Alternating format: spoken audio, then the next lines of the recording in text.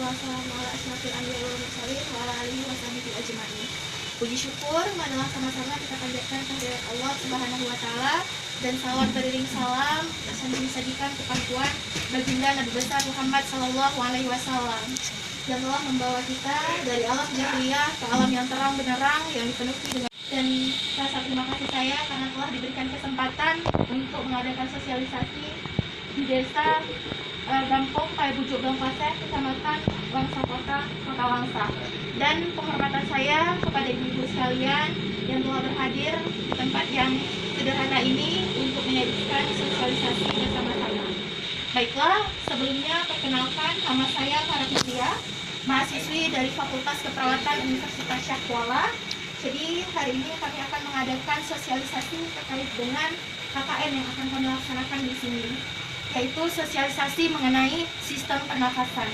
Jadi ibu-ibu sekalian, di sini kita akan membahas beberapa masalah yang terkait dengan sistem pernafasan.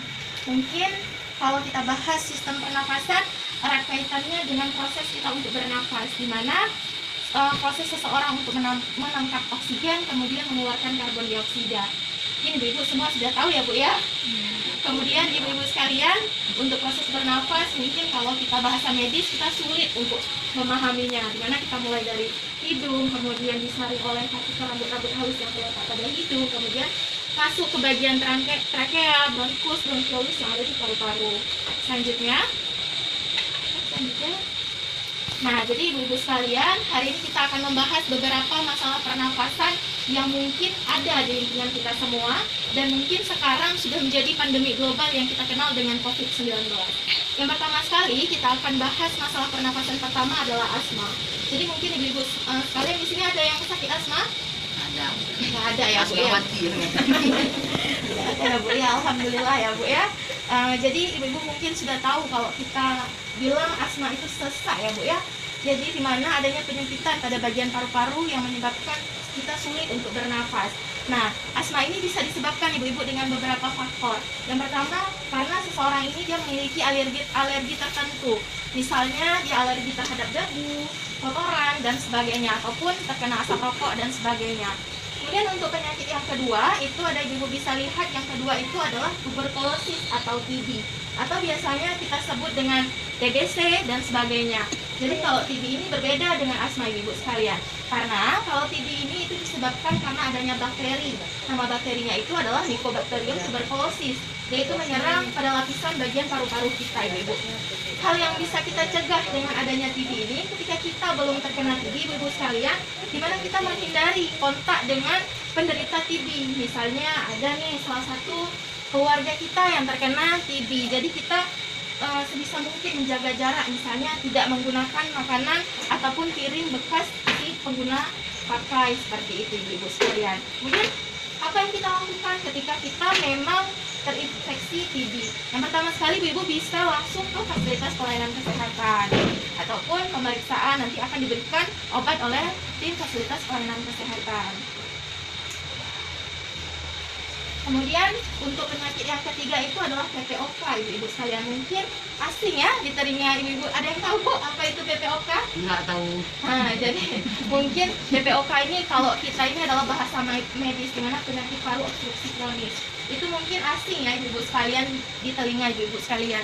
Tetapi penyakit PPOK ini adalah penyakit yang mungkin ada di sekeliling kita, tapi kita tidak menyadarinya. Karena penyakit PPOK ini kita tidak menyadari karena dia belum sampai pada tahap kronis. Biasanya penyebab penyakit PPOK ini karena rokok ibu-ibu sekalian. Jadi rokok ini dia akan membuat iritasi ataupun infeksi pada bagian paru-paru kita. Nah, jadi sebenarnya ibu-ibu sini ada yang merokok, tidak ada kan? Ada, juga kadang-kadang pakai gigi. Jadi ibu-ibu, bahaya dari rokok ini sangat berbahaya sekali. Iya ibu-ibu sekalian. Dan sebenarnya ibu-ibu, rokok ini sangat berbahaya. Dia ada dua dikatakan perokok. Yang pertama adalah perokok aktif, dan yang keduanya adalah perokok pasif ibu-ibu sekalian. Sebenarnya yang paling berbahaya ibu-ibu sekalian adalah perokok pasif. Ya benar sekali ibu. Dimana perokok pasif ini dia tidak merokok, namun dia terpapar dengan asap rokok. Seperti misalnya ada nih suami dari ibu sekalian perokok, kemudian ibu-ibu tidak merokok, tapi kenapa kok bisa sakit paru-paru seperti itu? Itu karena ibu-ibu adalah perokok pasif. Kenapa? Karena perokok pasif ini dia langsung menghirup dan masuk ke bagian paru-paru, nggak ada filternya. Sedangkan nih bapak-bapak semuanya adalah perokok aktif, tapi dia tidak begitu berbahaya dengan perokok, tapi dia hemburkan ke bagian luar. Nah, kita lah sebagai perokok-perokok pasif di sini yang sangat berbahaya bagi kesehatan paru-paru kita semua. Dan yang terakhir adalah masalah sistem pernafasan yang terakhir, ibu-ibu sekalian, yang akan kita bahas adalah COVID-19. Mungkin ibu-ibu di sini sudah tahu apa itu COVID-19?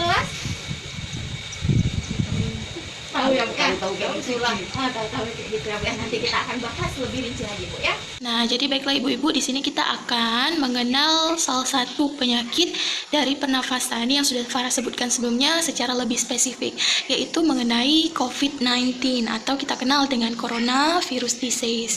Jadi ibu-ibu sekalian, mengenal maksudnya di sini bukan berarti kita ingin sayangkan kata-kata pepatah, Bu ya.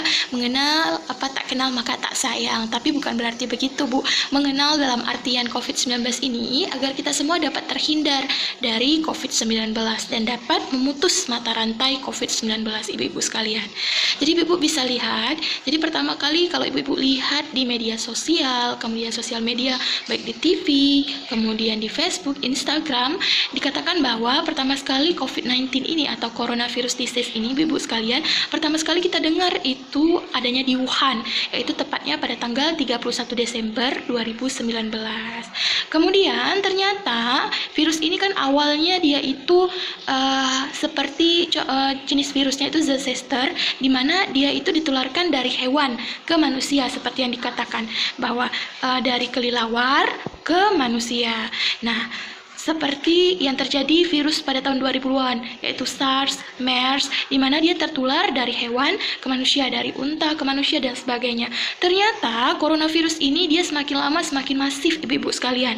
Dia tidak hanya ditularkan dari hewan ke manusia, tetapi dia ditularkan melalui manusia ke manusia, di mana WHO ini adalah ibu-ibu sekalian adalah Badan Organisasi Kesehatan Dunia menyatakan pada tanggal 11 Maret 2020 coronavirus ini sebagai pandemi global di mana seluruh negara yang ada di dunia merasakan dampaknya.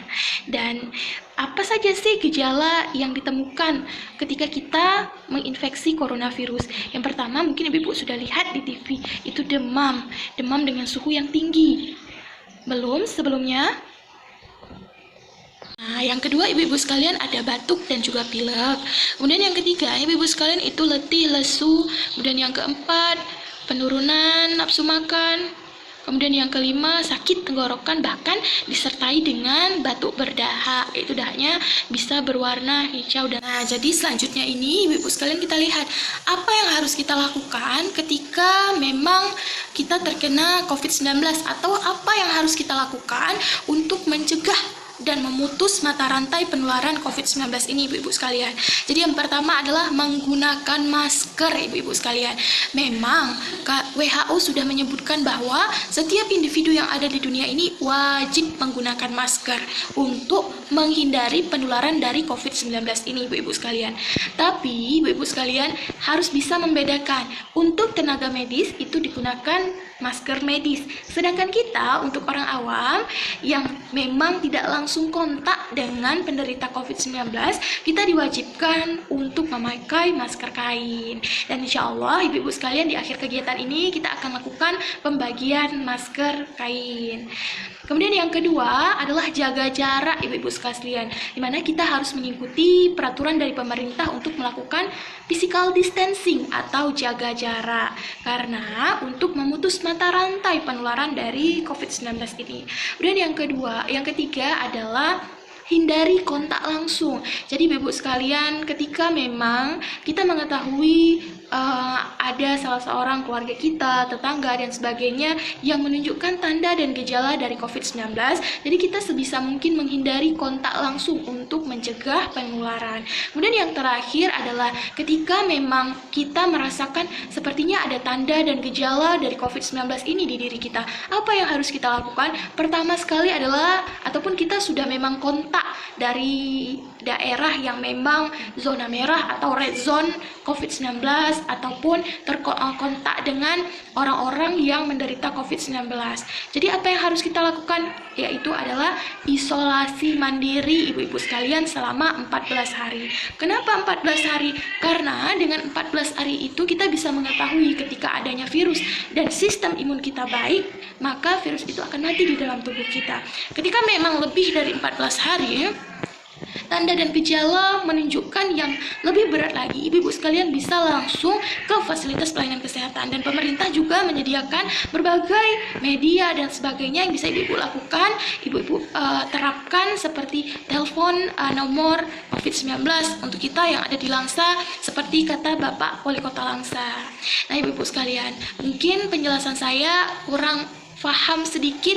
Untuk lebih jelasnya lagi kita akan nonton video mengenai COVID-19 ini agar ibu-ibu bisa lebih paham, dengan harapan ibu-ibu juga bisa mengajarkan di rumah ataupun keluarga, berbagi ilmu ketika ibu semua sudah paham mengenai COVID-19 ini ya Bu. Bentar ya Bu ya, kita putar videonya dulu.